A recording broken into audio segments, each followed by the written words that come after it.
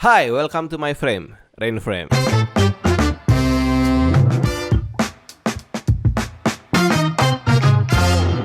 Gear atau skill? Hal ini merupakan perdebatan yang terjadi dari zaman dulu. Mungkin dari zaman batu kalau ada kamera akan jadi perdebatan juga.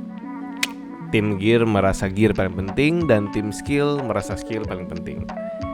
Meskipun menurut gue ini kedua hal yang gak bisa dibandingin. Lebih mirip kayak sepatu, dimana harus ada dua-duanya supaya maksimal.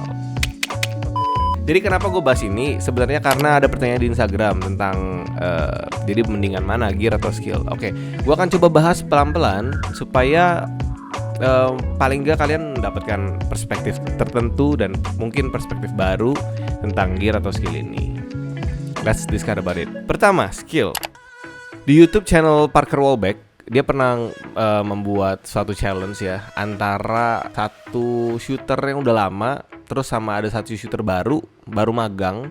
Dan yang udah lama ini dikasih satu kamera, gue lupa Canon tipe apa, tapi intinya Canon biasa lah, kamera DSLR biasa, malah kayaknya lebih cenderung udah lama banget, udah jadul. Terus yang satu dikasih kamera red.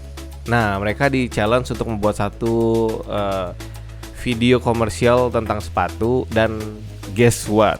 Hasilnya tetap bagusan yang pakai kamera Canon yang udah jadul. Kenapa? Karena sebenarnya gear itu cuma mendukung untuk kita mendapatkan visi tertentu. Jadi intinya kita kalau punya gear bagus pun, kalau tanpa visi yang bagus akan susah untuk merealisasikan keinginan atau gambar yang kita tuju. Yang kedua, gear. Meskipun gear bukan segalanya, tapi gambar antara kamera red dengan kamera 60D pasti beda banget kan. Nah, jadi menurut gua untuk mengerti gear ini juga sangat penting. Contoh, kita punya suatu visi tertentu terhadap suatu gambar, tapi tanpa tahu karakter kamera tertentu itu seperti apa, itu akan sulit untuk merealisasikan visi kita juga. Jadi keduanya sama pentingnya antara skill dengan gear. Tujuannya untuk mendapatkan atau menjadikan visi yang ada di kepala kita itu menjadi nyata, menjadi sebuah film. Gua di sini mau share sedikit tentang bagaimana syuting menggunakan handphone tapi gambarnya optimal. Sebenarnya ada trik-trik tertentu yang bisa kita pakai untuk memaksimalkan gambar dari bahkan hanya sebuah handphone. Oke, yang pertama adalah pencahayaan. Sebenarnya kualitas kamera dari handphone itu handphone sekarang ya terutama udah cukup bagus. Tapi banyak kita yang nggak ngerti tentang pencahayaan, lighting. Nah, itu dia yang menurut gua penting untuk kita pelajari. Jadi kita nggak selalu mikir kameranya yang jelek, tapi belum tentu. Jangan-jangan pencahayaannya aja yang kurang pas gitu. Pernah gak kalian ngerasa waktu itu kayaknya foto di sini bagus, tapi kenapa sekarang jelek ya gitu. Nah, itu mungkin pengaruh dari cahayanya. Kalau cahayanya gelap atau kurang sumber cahaya, kemungkinan gambar yang dihasilkan juga jadi semakin jelek gitu. Nah, waktu terbaik untuk mengambil cahaya itu sebenarnya pagi atau sekalian sore. Tapi sorenya itu jam 3, jam 4 gitu ya.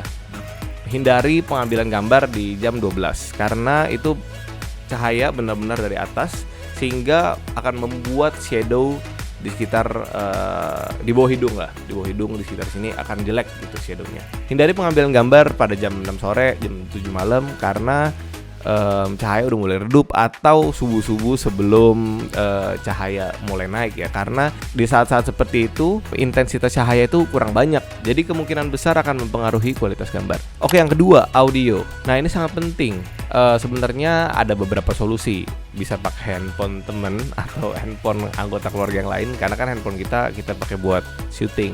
Nah, atau menggunakan clip on yang untuk smartphone. Itu kita worth lah untuk invest sekitar 200.000, bahkan itu udah dapat 2 mic, tapi meningkatkan jauh kualitas video kita gitu.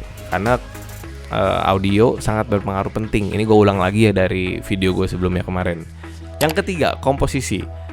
Setelah kita mengerti pencahayaan dan audio, nah itu sangat penting untuk mengerti komposisi. Sebenarnya kalian bisa googling aja komposisi video misalnya. Itu banyak banget di Google dan kalian tinggal tiru aja. Ada satu komposisi yang namanya rule of third, itu ditaruh di potongan garis. Ini gue kasih ilustrasinya.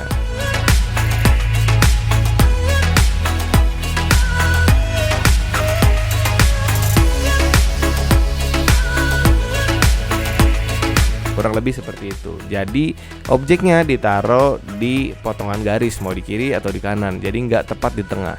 Itu lebih cocok untuk menimbulkan kesan-kesan sinematografi seperti itu. Nah, jadi begitu pembahasan tentang gear atau skill di video kali ini. Kalau dari sudut pandang gua, asah terus skill yang kita punya dengan belajar, nonton video tentang videografi, baca buku, lihat referensi, nonton short movie dan lain-lain. Kemudian pelajari gear yang bisa mencapai visi yang kita inginkan. Begitu aja. Jadi kalian tim yang mana? Tim gear yang merasa gear adalah segalanya, atau tim skill yang merasa gear gak perlu banyak-banyak, ribet-ribet, yang penting gue.